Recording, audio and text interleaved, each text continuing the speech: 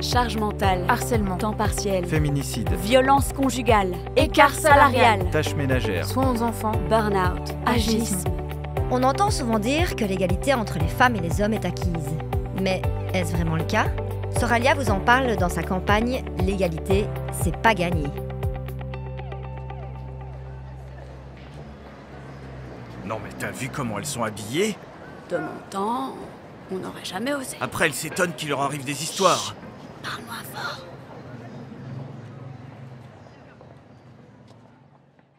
Bonjour à toutes et à tous et bienvenue dans ce podcast sur la thématique du harcèlement et du sexisme dans l'espace public.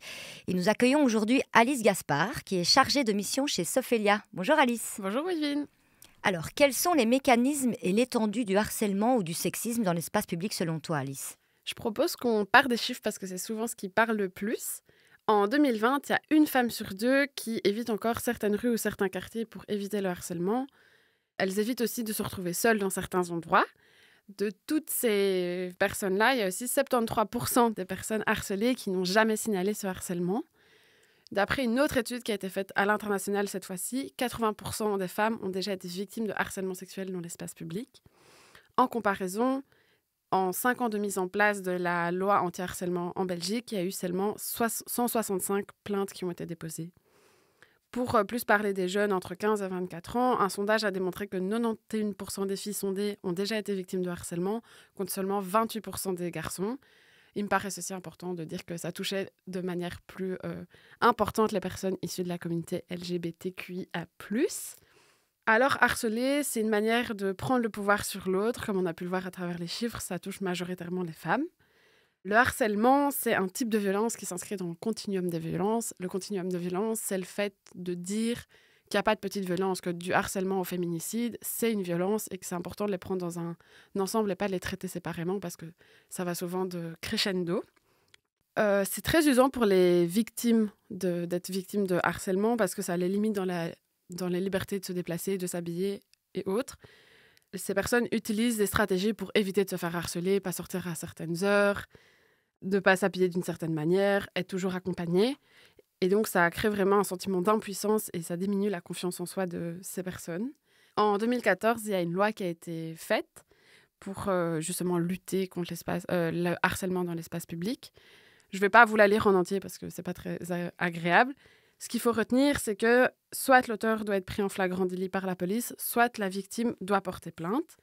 Entre son entrée en vigueur, comme j'ai dit tantôt, il n'y a eu que 165 infractions qui ont été enregistrées et donc c'est très loin de représenter l'ampleur de la problématique.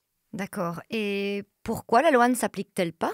Il peut y avoir plusieurs explications. Déjà, on peut se dire que cette loi, elle est très peu connue du grand public et des forces de l'ordre. De plus, les victimes peuvent craindre la réaction de la police, ont peur d'être mal reçues ou que leur vécu soit banalisé ou ignoré. Encore trop souvent, on voit passer des situations où les personnes qui ont été portées plainte, on leur demande comment elles étaient habillées, à quelle heure elles sont sorties, si elles ne l'avaient pas un peu cherché. Après ça, il y a aussi le fait que l'intention de l'auteur doit être identifiable, ainsi que l'impact sur la victime. Mais c'est hyper compliqué de prouver l'intention de nuire de quelqu'un, mais aussi de prouver des conséquences, surtout quand elles sont psychologiques. Et le dernier obstacle, et pas des moindres, c'est que la charge de la preuve incombe à la victime. Donc, c'est la victime qui doit prouver qu'elle s'est fait harceler. Donc, ça veut dire que si tu te fais siffler dans la rue ou interpeller ou quoi que ce soit, tu dois prendre la personne avec toi au commissariat et dire « Viens, va dire que tu m'as harcelé », ce qui n'arrive littéralement jamais. Oui, en effet.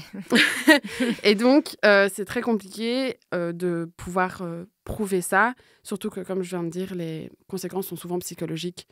Et donc, c'est très difficile d'avoir des résultats tangibles par rapport à ça. Après toutes ces explications, on peut déduire que la loi, du coup, a plus une portée symbolique que concrète sur le terrain.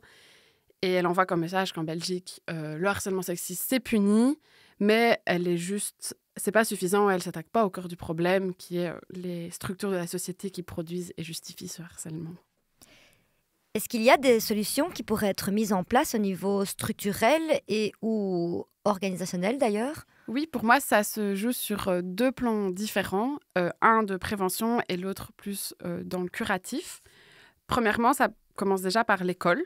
avec l'EVRAS. Donc l'EVRAS, c'est l'éducation à la vie relationnelle, affective et sexuelle.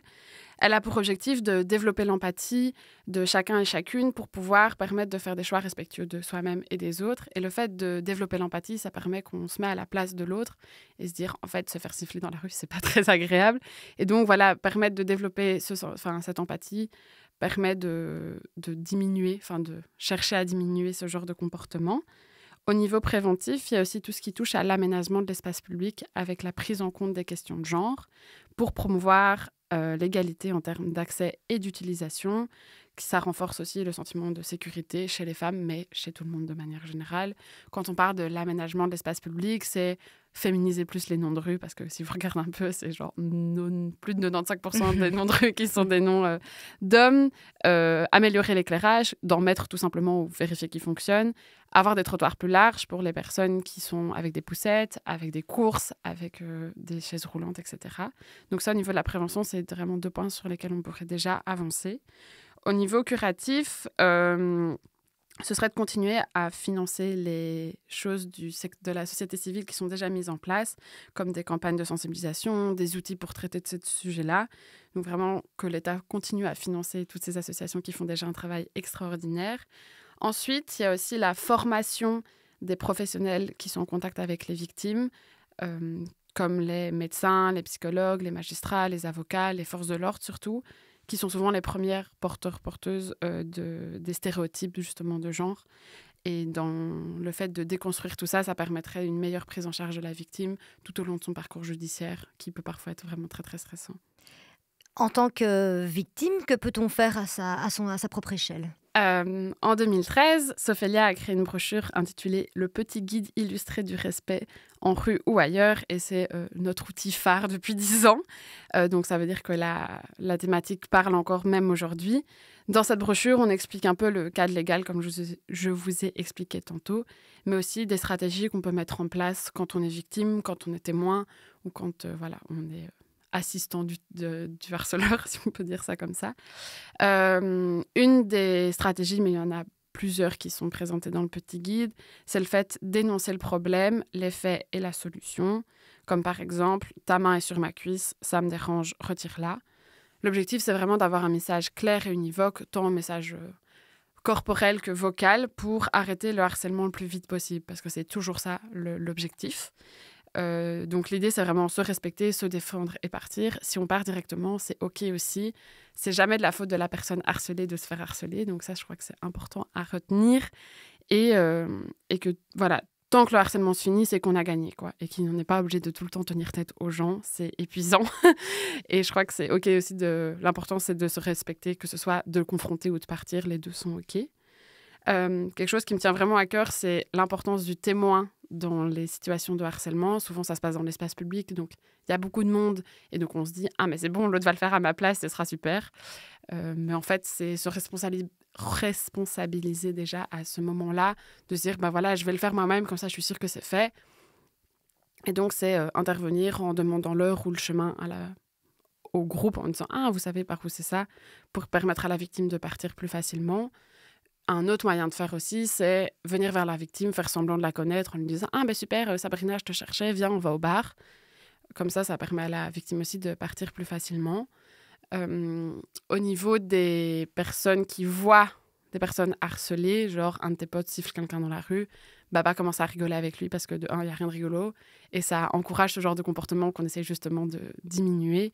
Vous n'êtes pas obligé de partir dans des longs débats sur les égalités de genre ou la place des femmes dans la société, mais vous pouvez juste dire un mec, c'est pas drôle ce que tu as fait, ou bien juste ne rien dire et pas encourager. Voilà, donc il y a plein de petits tricks qu'il y a moyen de connaître pour diminuer tout ce qui touche au harcèlement. Après, c'est quand même aussi important de rappeler qu'il y a toute une ampleur sociétale sur laquelle vraiment tout le monde doit travailler, les politiques aussi. Et donc, voilà, on peut faire des choses à notre échelle, mais il ne faut pas oublier qu'il y a un plus grand angle qui joue aussi. J'entends en tout cas que tu aurais pu nous en parler encore pendant des heures, mais nous sommes prises par le temps, donc merci beaucoup, Alice. Merci à vous. Ce podcast a été réalisé par Xara ASBL à l'initiative de Soralia avec le soutien de Solidaris Wallonie, la Fédération Wallonie-Bruxelles et la Loterie nationale.